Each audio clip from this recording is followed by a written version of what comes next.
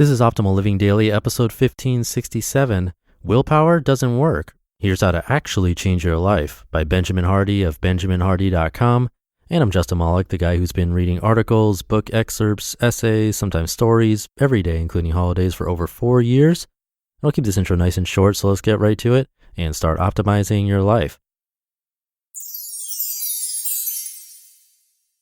Willpower doesn't work. Here's how to actually change your life by Benjamin Hardy of benjaminhardy.com. Quote, many people think that what the addict needs is willpower, but nothing could be further from the truth. Arnold M. Washington, PhD. If you want to make any permanent change in your life, willpower won't get you there. Whether you want to get healthier, stop using social media so much, improve your relationships, be happier, write a book, or start a business, willpower won't help you with any of these things.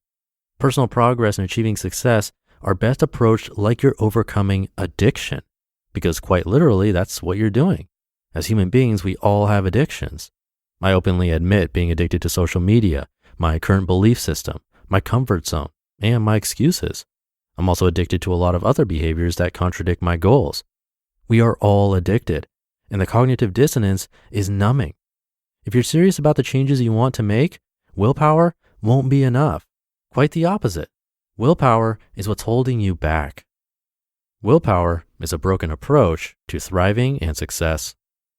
Quote, willpower is for people who are still uncertain about what they want to do.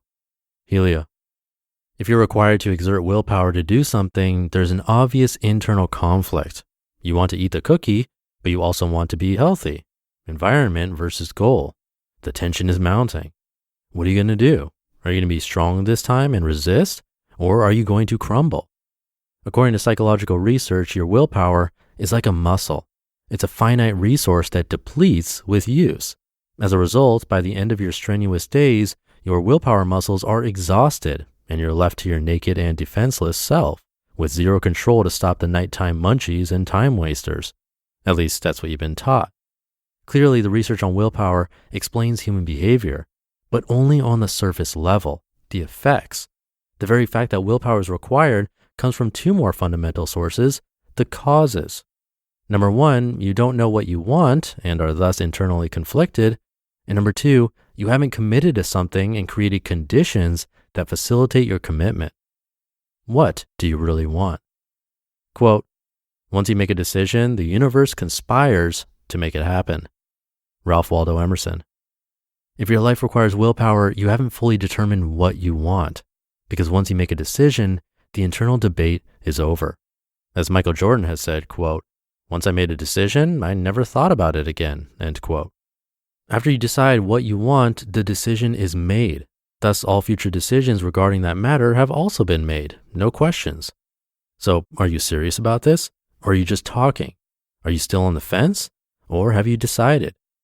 Until you decide, you'll be required to use willpower and will continue making minimal progress. Are you committed? What is commitment? How do you know if you're truly committed to something?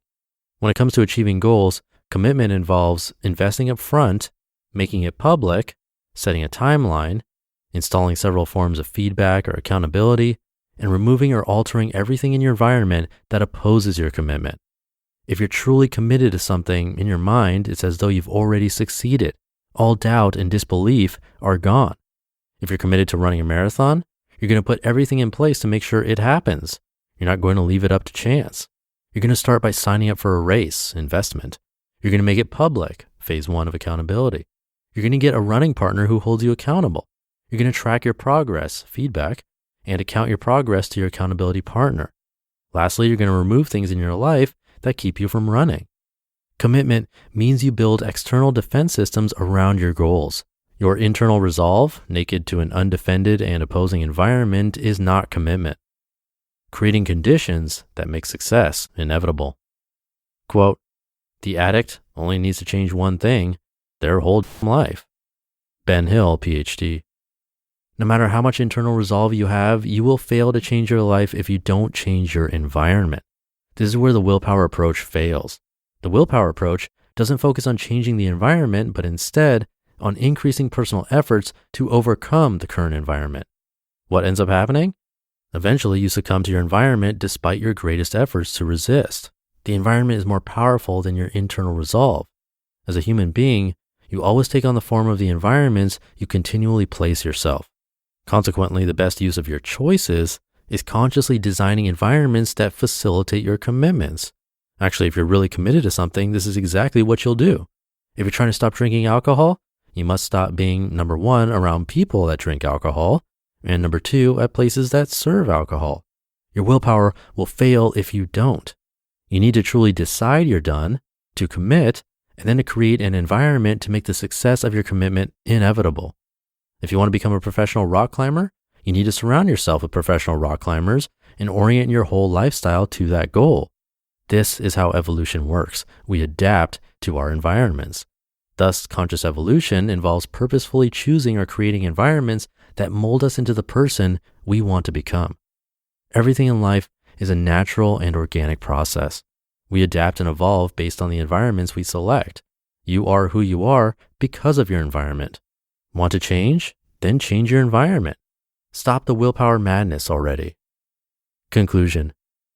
Napoleon Hill once said, quote, "When your desires are strong enough, you will appear to possess superhuman powers to achieve," end quote. In a similar way, Bill Walsh said, quote, "If your why is strong enough, you will figure out how," end quote. If you're required to use willpower, you haven't made up your mind. Your desire, your why for your goals isn't strong enough. You haven't fully committed to what you're going to do. And your environment opposes your goals. Thus, you haven't created an environment that makes your goals inevitable. Willpower sucks. Forget about it. Instead of focusing on your behavior, focus on your environment. Your environment, including the people you surround yourself with, is the clearest indicator of who you are and who you're becoming. You just listened to the post titled "Willpower Doesn't Work. Here's How to Actually Change Your Life" by Benjamin Hardy of benjaminhardy.com. Thank you to Benjamin. He has a book by the same title, Willpower Doesn't Work. So if you liked this post, then you might want to check out his book. I'll keep this ending short though. This is actually a test. I'm recording this from my own place, which is very rare, instead of my mom's house. I'm trying to limit that as much as possible for a while as we get through this pandemic. So I got to see if the quality turned out okay recording here, and if this is feasible. Hopefully it works. So that will do it for today. I'll see you tomorrow for the Friday show, where your optimal life awaits.